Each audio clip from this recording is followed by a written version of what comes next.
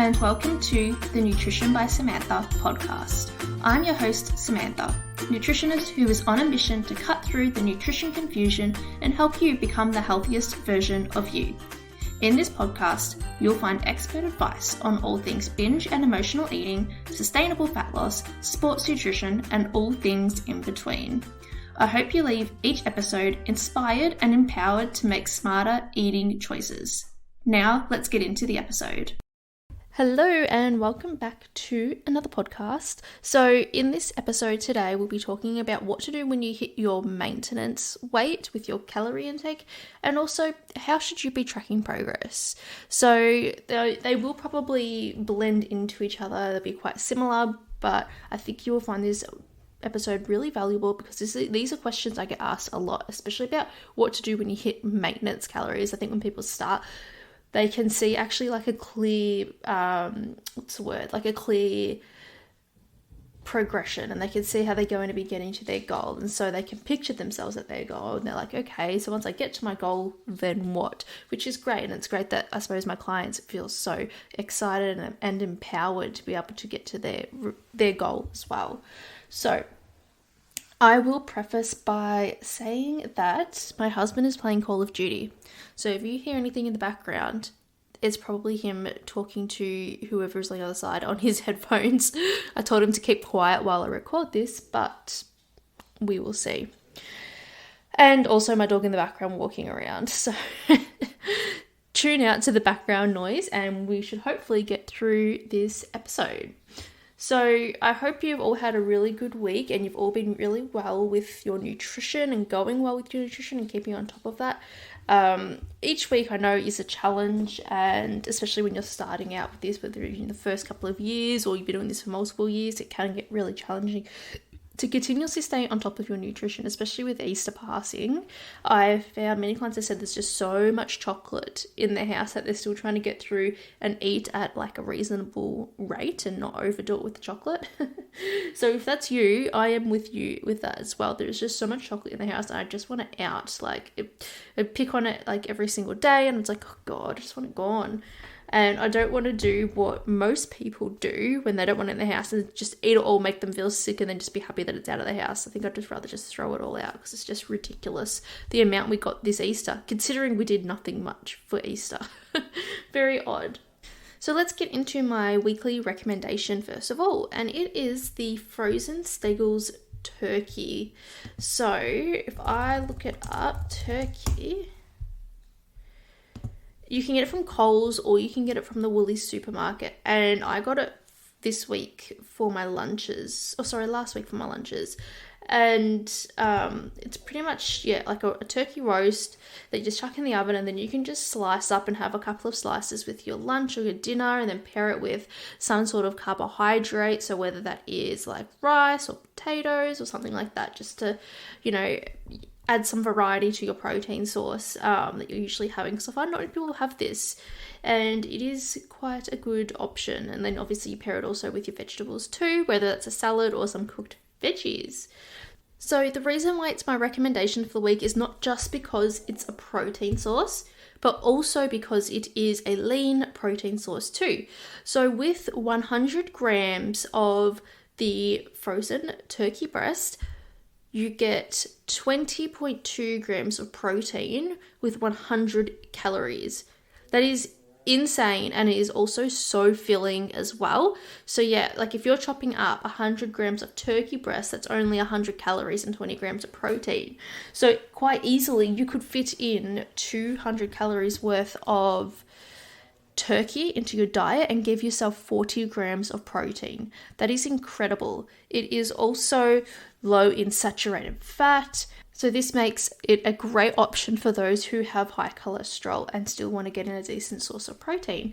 So that is my recommendation. You can get the Steggles or the Ingham's brand at your Coles or Woolies in the frozen section. So that is my recommendation.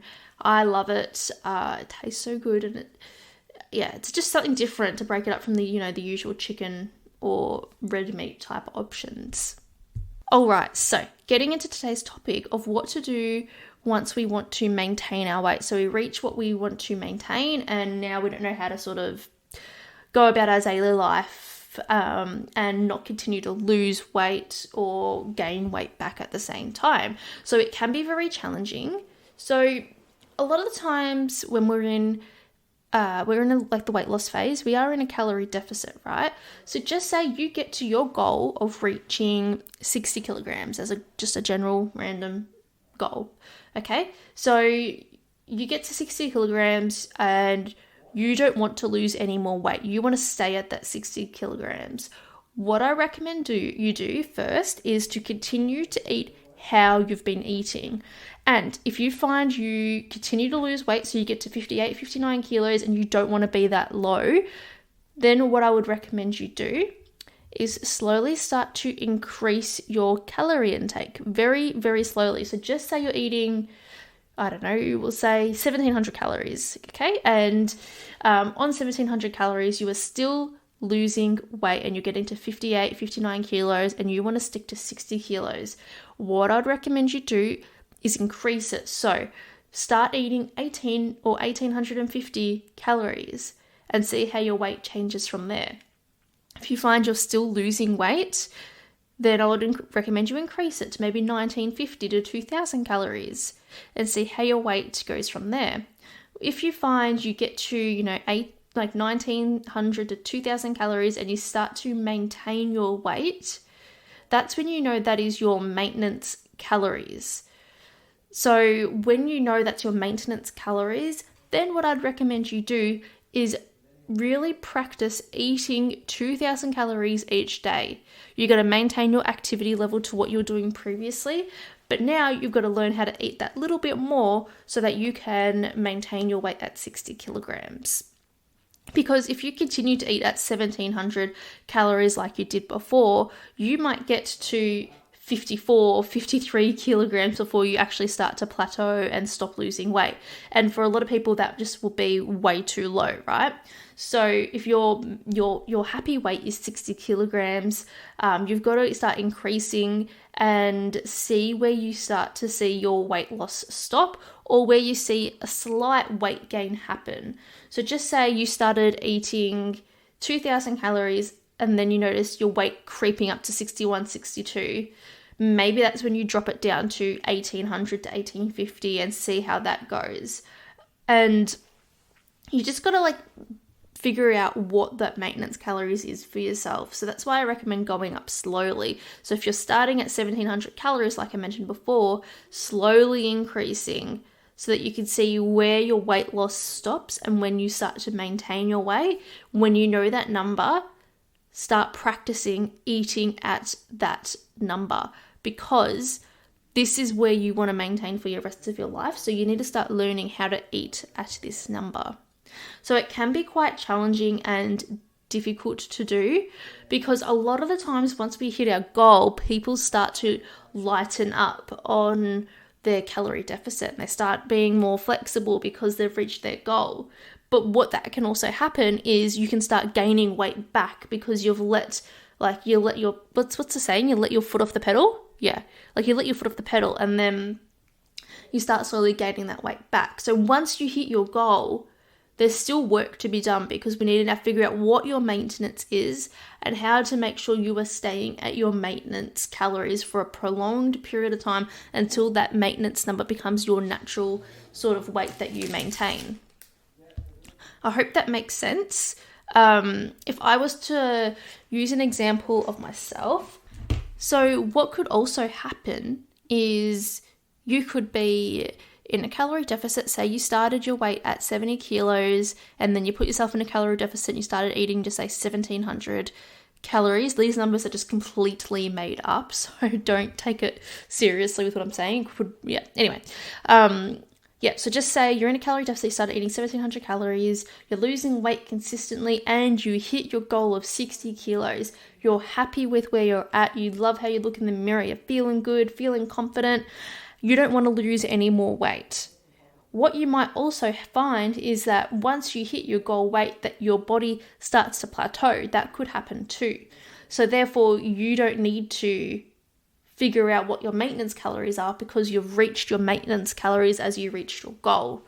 So that could happen too, and that happens for many people as well. Also with that, I think a lot of the times why this happens as well is because, like I said before, once you hit your goal, you are more likely to start, having a few extra things here and there, and then you're sort of at maintenance anyway. You might still be pretty strict with what you're having, but maybe be more flexible and having a little bit more added things in your diet, so you start to reach your maintenance calories that way, which is, I think, probably the best situation to be in. If you reach your goal target of weight and then your weight plateaus at that weight, that is awesome, because you don't have to learn anything different about portion sizes. You can stick with the same portion sizes. It makes it a whole lot easier. But obviously you don't know this is going to happen until you actually get there. Like, I don't even know if that would happen for clients. Once they get there, we have to figure that out. Like I said, if we find that they're still losing weight, then we've got to increase the food intake. So similar to if we find that a client isn't losing weight, we need to reduce the food intake. So that is what to do once you hit your goal, and you want to start maintaining your weight. Now, the second part of this episode is on how to track progress. Hey, this is a super quick interruption to tell you about my new program, the NBS Method. After working one-on-one with over 400 people on their weight loss journey, I have developed my own unique formula and method to help clients get from restriction, binge and emotional eating, self-sabotaging behavior, and having no idea what actually works for weight loss, to feeling in control, confident, knowing how to deal with their triggers, becoming a more mindful eater, knowing how to eat for fat loss, and finally seeing the weight loss results that they're after. This 5-month nutrition coaching program will show you how to lose weight in a sustainable way, stop overeating, reduce binge and emotional eating, and finally feeling in control over your eating rather than food having control over you. Within the first few weeks, you'll start to feel lighter, healthier, more confident, and energized. You'll be in control over how much you're eating, you'll understand your triggers for emotional and binge eating, and you've learned the necessary steps to maintain your new healthy lifestyle. I'm so confident that you will gain so much value out of this program, and by the end of the 5 months, you will know exactly what you need to do moving forward to continue to see the results you're after or maintain your weight loss results. If this is exactly what you need right now, head to the link in the show notes to book your no obligation phone call to see if it's the right fit for you. Okay, let's get back into the episode. Now, there are many ways to track your progress. There is physical, and also fitness, and your medical as well. So I'll go through them all on how to track progress and what my recommendations are for you. So first, I suppose it is important to know what your goals are in the first place. So if your goal is to lose weight, then we know, okay, we need to track things by measurements, weighing yourself, etc., etc. If your goal is if your goal is to just improve your overall health, then we really need to take into consideration lots of different aspects of progress, not just how you look in the mirror. So we'll go through all of them. Now, physically, we'll start off with physically. So how you look in the mirror, your weight, etc. So obviously, weighing yourself is a really good way to track progress. So it's up to you how you prefer to track your progress with the scales. It is a really touchy subject where it can lead to more stress in somebody's weight loss journey, and some people use it to hold themselves accountable. So my recommendations is honestly different for every client as to what to do. Some clients I say just do it once a month, some clients I say once a week, and some clients I say every day. So it really is different. So if you are a client that I tell to do once a month weighing themselves, is probably the type of person that hates stepping on the scales. It ruins their day. They find it demotivates them rather than motivates them. So for those people, I always say just weigh yourself once a day just to make sure we are just staying on top of things. But also it's not going to be stressful for them or be like something that they feel really anxious about, because if you are doing all the right things, the weight will take care of itself, and sometimes it's not accurate what's on the scales. And if you're going to be tracking progress and you see, oh, you've got your period, and then you weigh yourself and it's up, a lot of clients can be like, stuff it, I'm not seeing results, and it just ruins their progress. So for those type of clients, I say just do it once a month, and I tell them the particular time of their menstrual cycle as to when to do it. For clients I see, sometimes I'll tell them to weigh once a week. And when they weigh once a week, it's just a good indication that the scales are tracking downwards. Now, when you do weigh yourself once a week, you do need to pick a day of the week that suits your lifestyle. So, for example, if you are a social butterfly and you go out on the weekends 1 or 2 times, I wouldn't recommend weighing yourself on the weekend or on the Monday morning.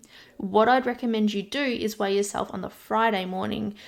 That way you've got a good solid week of eating behind you, and then you weigh yourself, and then you can see what a true reflection would be without having to worry about any water weight that may have happened during the weekend if you did it on a Monday. So that is another way to track. Always on an empty stomach, first thing in the morning, mostly naked after you go to the toilet, is when is the best time to weigh yourself. Now, for the clients who I recommend to weigh every day, honestly, it's only a select few clients, and I usually won't recommend it at all unless the client says that that works for them, and then I'm like, okay, let's do that. So the people that weigh themselves every day are usually the type of client that finds the scales motivating. So they find when they step on the scales, they see what the progress is. Then if it's not as good as what they hoped, or they notice the scale is slightly up, it motivates them to stay on track that day.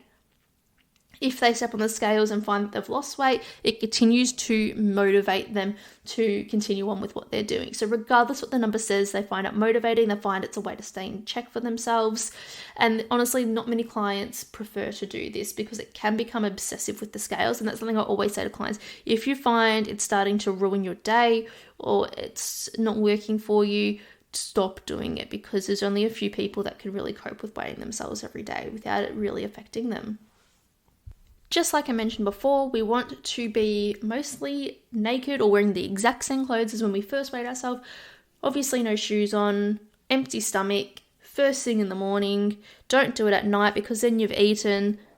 Food weighs, an amount. And if you're eating it, that weight is in your stomach, which is going to show on the scales. Always remember that this number on the scales is a reflection of everything that is literally on top of the scale. So your hair, if you've gone to the toilet or you haven't gone to the toilet and done a bowel movement, that will show on the scales. Everything shows. So by being really consistent with when you weigh yourself and the time of the day can really, really help. Also, just say you always weigh yourself at night, you could have eaten a different amount of food the day that you weigh yourself to the last time, or a different type of food, which can impact the scale weight as well. For example, if you have more carbohydrates in your diet, that can make you weigh more because of the water weight. So different things like that can really impact it. It's always important to remember that if you don't have a lot of weight to lose, or you are strength training, that sometimes we can be losing body fat but it not be shown on the scales. So don't take the scale number as gospel, and rather, my second point, start taking body measurements. This is another way to track progress, and another way I get my clients to track their progress too. So I recommend taking a few different measurements. So around the chest, so I always recommend clients use their nipple as a line as to how to measure their chest. That also would measure your back as well. Hips, waist I should say. So I always say use your belly button as a guide and go around your belly button. Hips, if you're standing in front of the mirror, look for the widest part of your hips and measure around there. If you want to do your thighs, what I would either recommend you do is have your hands by your side, and wherever your fingertips touch, that is where you measure. Otherwise, looking in the mirror, look for the widest part of your thigh, which is usually your upper thigh, and measure around there. You can also measure around your arms if you like. With your arms, I would recommend looking for some sort of beauty spot and measuring around there, so that way you know you're getting the same spot each time. Otherwise, if you don't really have any spots or anywhere to know that you're going to measure in the exact same spot, I'd probably just not measure around your arms altogether. So there's a few measurement points you can do to track your progress. I think taking weight and measurements are super important because you have no idea how often a client's measurements would come down, but their weight go up. And I think seeing your measurements go down is such a true indication of your progress, because that is physically the size of your body that is coming down, rather than just the weight, which can measure so many different things. Another way to measure progress can be through taking progress photos. Sometimes, like I mentioned before, with weight and measurements, the same thing can happen with photos. You can see no changes in your weight on the scales, but you find that your progress photos look a hell of a lot different. So by taking a progress photo, I think no less than once a month. Like, you don't need to be taking progress photos every week. You're not going to notice a huge difference, I don't think. If you take it once a month or once every couple of months, that's when you'll notice the biggest changes, because it can be really hard to notice any changes in photos if you're doing it very frequently. So do it once a month if you're going to do it. But what you might even notice is changes in the way your body is shaped. So I find that happens a lot with clients, is they notice that clothes start fitting differently, and like they feel like the clothes are hanging on them differently to where they usually are. Just excuse Ava. I think a doggy is walking by, and how dare a dog walk by our house? So that's another way to measure progress. I personally don't tell clients to take photos, not because I don't think that they're valuable. It's just I know a lot of my clients are really upset about where they're at, and taking progress photos is really hard for them to do. And if they want to, I'm sure that they would take photos if that's something they want to do. But I don't ask for photos, or I just don't ask them to send me photos of themselves, because I don't know. I've done that sort of stuff before, where people have asked me for progress photos when I've done programs and things, and I just feel really uncomfortable taking photos and sending it to someone. You don't know where the photos are going or what they're using them for. So yeah, it's up to the client, really. It's a bit of a hard one, because as a nutritionist, the easiest way to get more clients or more people into your programs is by progress photos. When people see that it works with other people, they are more likely to want to start as well. But it's just something I feel a bit iffy about. And the only progress photos you'll see on my page are ones where the client has taken them on their own accord and then sent them to me at the end of their program. And then I always ask for permission before I post them. But it's not something I've asked them to take before and afters for and then used as my advertising. It's definitely something that they've sent to me on their own accord, and then I decide from there. So yes, that's another way you can take photos. And the next can be your fitness. So I think this is a really great way to track your progress. Not only, your endurance like cardio, but also your strength as well, because that can vastly increase when you start eating right. So what are some ways you can test your fitness? If you're going to the gym, are you increasing strength each time you go to the gym? Or at least every second week, do you notice your weight's increasing? Because if not, firstly, you got to think about, are you actually pushing yourself to try and lift more each week? Like, are you progressively overloading, or are you just using the same weight and just hoping for the best? Because if you are going to the gym, you lift the same weights, you're probably leaving some room in the tank for more.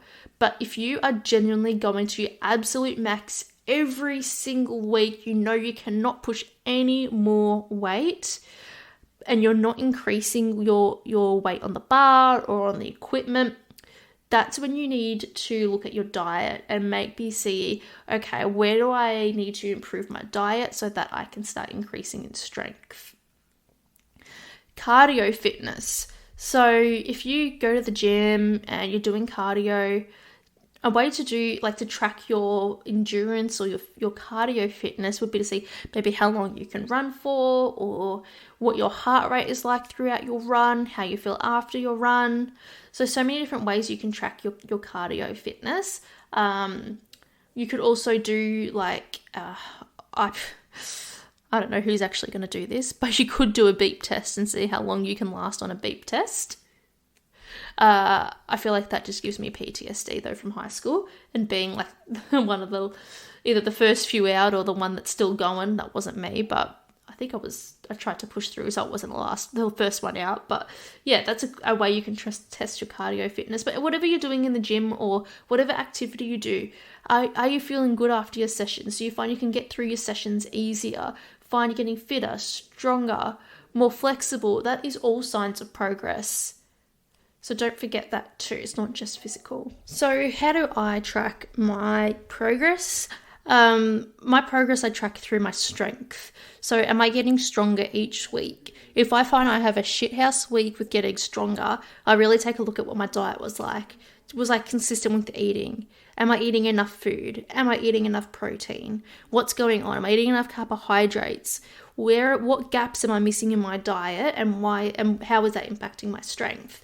I personally love to do a deadlift. I love deadlifts. So when I do deadlifts, I'm always looking to progress in weight, whether it's just going 1.25 kilograms heavier for one rep. Wherever I can increase my strength, I will try, and deadlifts are a really good way to test that for me. And I'm also really trying to do that with bench press as well, because I am weak as shit when it comes to bench press. Some weeks, if I've had a day before where I didn't eat the best, or a week where I didn't eat as well as I usually do, I notice it hugely with my bench press because it's such a hard lift for me to do. I notice it straight away. Like sometimes I can only bench press the bar, and then sometimes I can put 2.5 kilos on each side, but that's pretty much the most that I can do at the moment. So yeah, that's another way to track your progress. I love doing strength training. I'm also trying to do some more cardio in my sessions, just because I notice when I'm going to the gym, I'm really not getting my heart rate up too high, and I know getting your heart rate up is so important for your overall cardiovascular health. So I need to start doing that. I'm just doing some HIIT training. So like I mentioned it on my Instagram stories, but what I do is I'll set up my timer. So I've mentioned it on this podcast before. You can get an interval timer app, literally called Interval Timer. And I set it up for 10 rounds of 40 seconds of work with 20 seconds rest. I try to go as hard as I can for that 40 seconds and then rest or just slow down for that 20 seconds. And then do that 10 times over, and it's a good 10-minute session. And you can do it multiple times on different equipment. All right, and the last way you can measure progress is through medical tests. So just say you're on your weight loss journey, but you've also got some high cholesterol, high blood pressure, or type 2 diabetes, you can really tracking progress through your medical tests. So maybe at the start, tracking your blood pressure, seeing where it's at. Do 3 months really working on your health and then tracking your blood pressure from there. Same with high cholesterol, or if you're working on any nutrient deficiencies, you can, for example, get your iron tested and your vitamin D tested at the start, and then do it another 3 months and track where it's at. That can be a really good way to track progress too. Obviously that is quite specific to the person, and you would need to have some sort of ailment you need help with fixing first to be able to track with all that stuff, because if you don't have anything wrong with yourself, like you don't have high blood pressure, high cholesterol, you're not going to be testing it. Like, what's the point? So yep, that is another way you can track progress.